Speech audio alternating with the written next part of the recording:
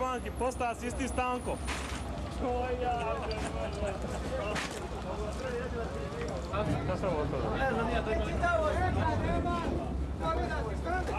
E, pijacuno. Koliko ti je tvoj kurac donija vrića, je li on donija dovoljno za mene i za tebe?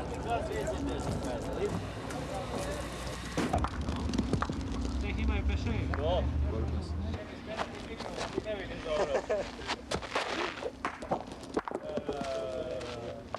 Miro, valjaj. Da ti bude lakša nego ona. Lakša?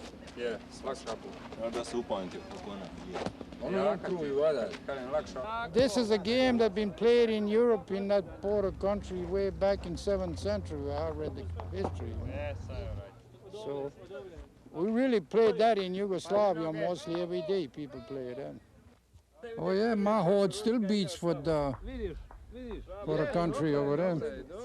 But it's a long time. I'm 56 years now here, and 46 years married.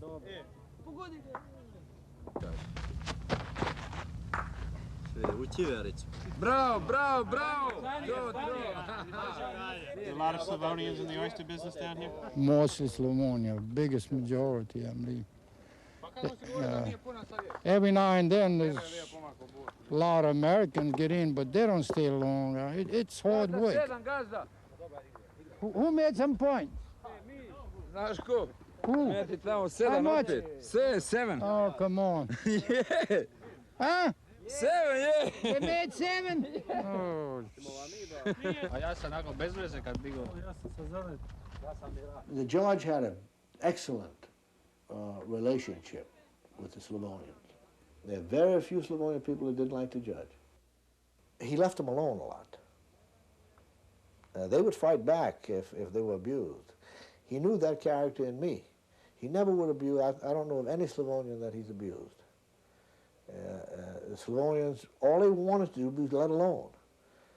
Many of them were not well educated. They had 3 or 4 years of education at the most. They were laborers, either fishermen or laborers. And they came into the land with the golden door. If they got in some foray over oyster boundaries or poaching of oysters or problems with the state in connection with health, they'd talk to the judge about it, see? He was district attorney. He was the arbiter, he was the power. He would arbitrate, you see, and he had a way of pleasing them, you see? Basically, the people simply looked up to him because he was considered their leader. It didn't take a great deal of education to have an advantage there. It was a very rural parish. Perez could not have become a leader in a more sophisticated area, such as New York or Washington or London. People would have laughed at him. But instead, in Plaquemine, he was greatly admired. So what does that say about the people? It says that the people were poor and desperate, very dependent, knew very little about politics, were apathetic, and he used them. Well, as I said, Plaquemine was a poor parish with very few resources, but in the 1930s something happened. They discovered oil.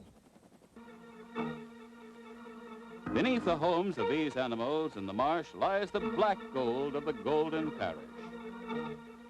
In 1933, the name Plaquemine Parish was echoing throughout the United States as black gold was discovered.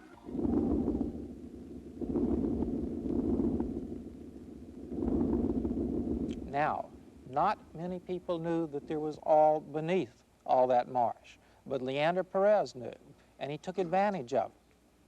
Much of the oil was under marshland which once belonged to the state.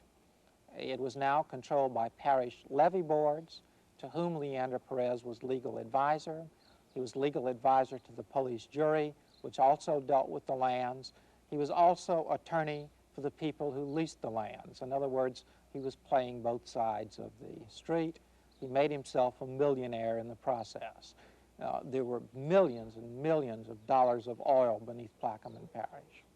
And it's still there today. It's still producing. Plaquemine this year will receive more than $11 million in oil field royalties.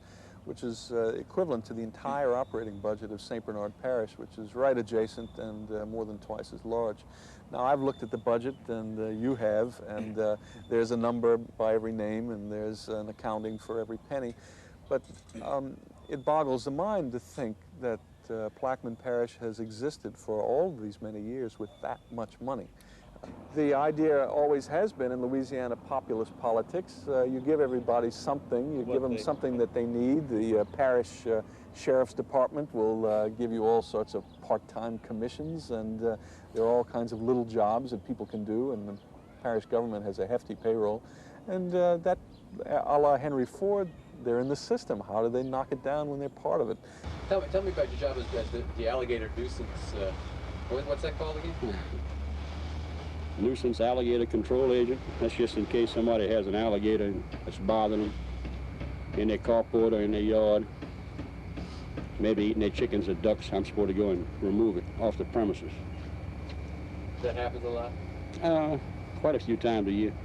About 2 weeks ago, this woman was down there washing her car in a car wash, and a 9-foot alligator came up through the drain and came under her automobile. So she had a nuisance alligator.